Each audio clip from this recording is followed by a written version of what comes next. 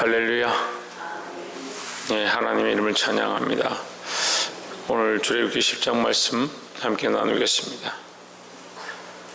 이제 하나님께서 이스라엘 백성을 애굽에서 나오게 하시는데 이 재앙을 통해서 바로의 마음이 완악함을 아시고 그 마음을 돌이키게 계속 하시는데, 결국 바로가 계속해서 완악함을 드러내고 그 완악한 가운데 하나님께서 내버려 두셔서 그를 완강케 하셨다라고 성경은 기록하고 있습니다.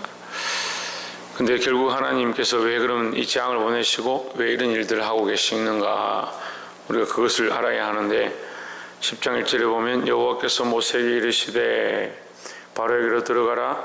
내가 그의 마음과 그 신하의 마음을 완강케 함은 나의 표징을 그들 중에 보이기 위함이며 했습니다. 그러면 하나님께서 표징을 보이는 것이 목적이냐? 우리 1절만 읽어보면 하나님은 표징을 보이고 하나님이 살아계심을 보이고 하나님의 역사를 보이는 것에 어떤적인 초점이 있는 것은 보이지만, 하나님의 목적은 결국 그 표적을 통해서 이스라엘을 살기 원하신다라는 거죠.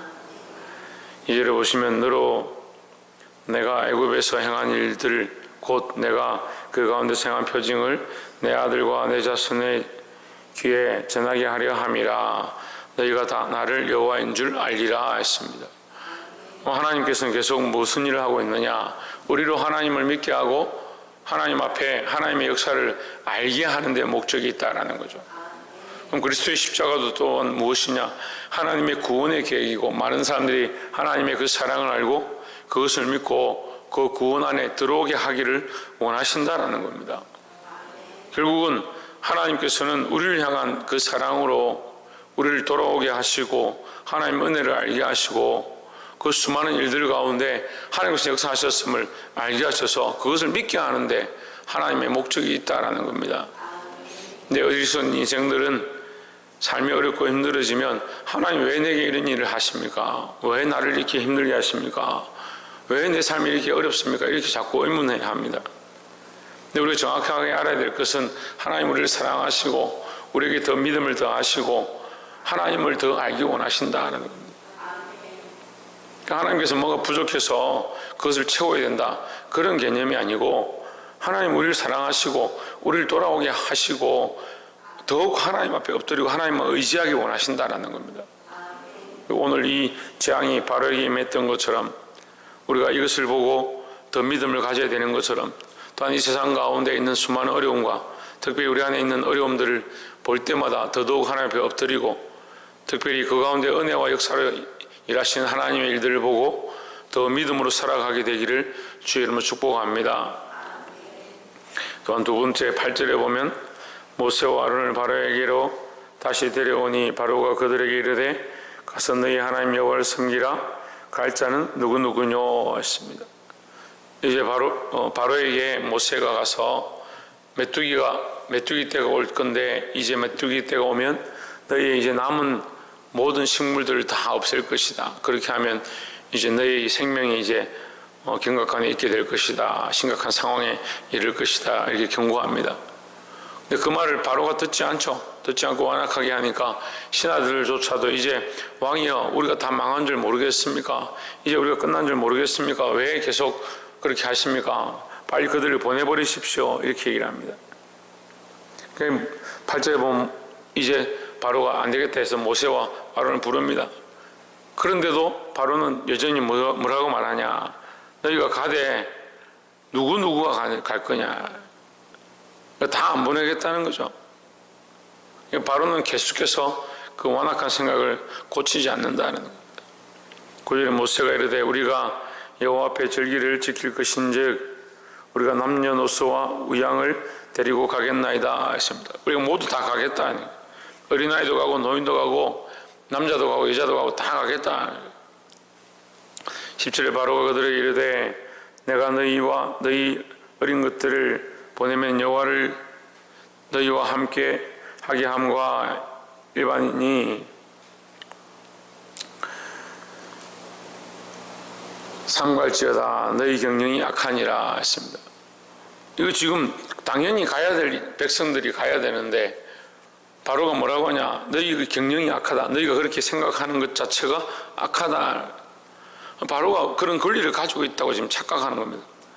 아직도 자기가 강한 줄 착각하고 있는 겁니다. 사단은 세상에 대하여 자기의 권세를 가지고 죽음의 권세를 가지고 세상을 주관하는 줄 생각하고 우리를 계속해서 공격합니다.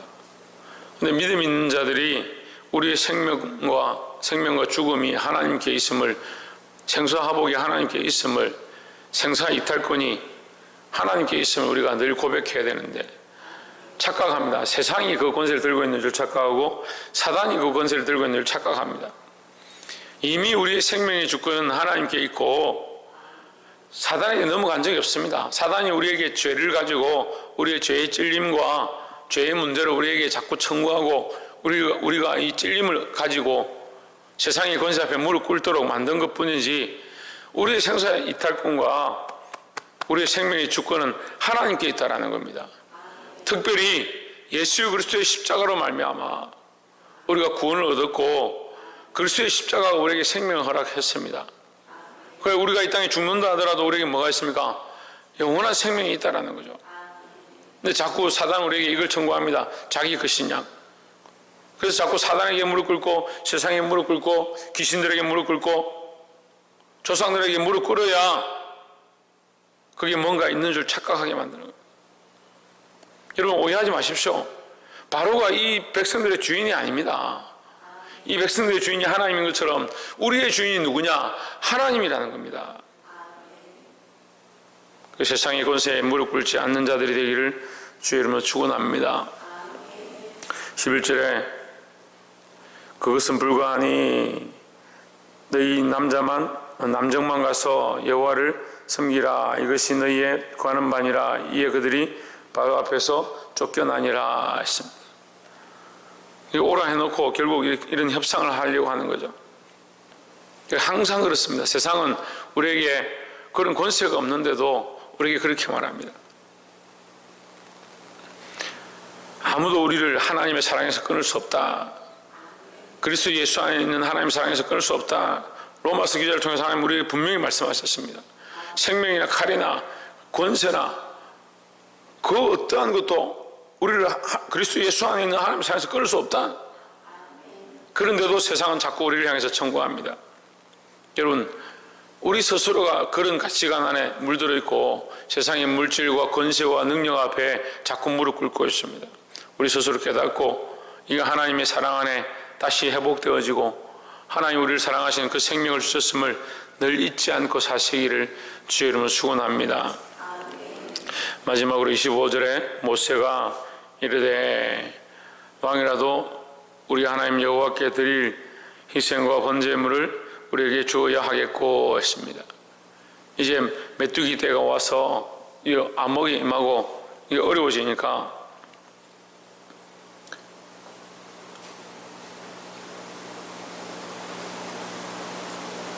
이 바로가 불러서 이제 가라, 이제 떠나라 했습니다.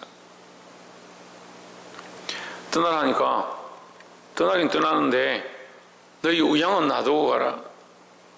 가는데 사람들만 가라니까 사람들만 가고 너희 우양은 놔두고 가라. 그럼 모세가 큰 소리 칩니다. 이제 이 상황들이 사실은 역전이 됩니다. 이 마지막 우리가 나눌 말씀은 역전하게 하신 하나님이다. 원래 역전했습니다. 우리가 알지 못했고 우리가 매여 있었던 거죠. 이 백성들이 애굽에 갇혀 있어서 포로되어지고 노예되었던 그 습관들을 버리지 못해서 그렇게 착각하고 있는 것이 원래 하나님의 백성이고 원래 하나님의 권세 아래에 있는 자들이다. 더 나아가면 이 바로 또한 하나님의 권세 아래에 있는 하나님의 능력 안에 있는 세상의 한 피조물일 뿐이다라는 거죠. 근데 우리는 그 높으신 하나님을 보지 않고 자꾸 눈앞에 보이는 세상의 권세와 능력들 앞에 무릎 꿇을 때가 많이 있다는 거예요. 이것을 우리가 보아야 한다는 겁니다. 세상의 권세는 구름과 같을 뿐입니다. 이 계속해서 그 얘기를 하는데 구름은 잡히지도 않고 잠시 눈을 가려서 어둡게 하는 것처럼 보입니다.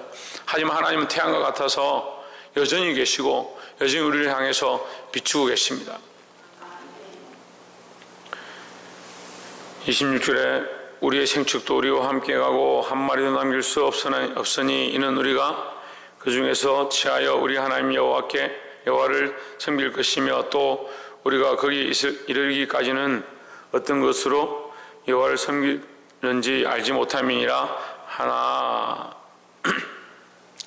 여호와께서 바로의 마음을 강팍하게 하셨으므로 그들을 보내기를 즐기 아니하고 모세에게 이르되 너는 나를 떠나가고 스스로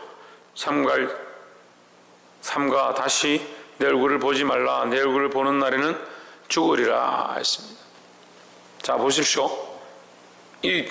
이것이 우리는 바로와 모세의 싸움처럼 보이지만 사실은 이것은 바로와 모세의 대화가 아닙니다. 그렇잖아요.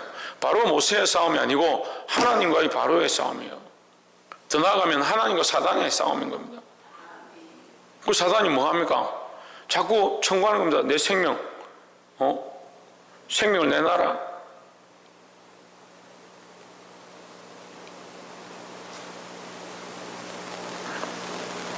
네가 다시 보는 날 정령 죽으리라.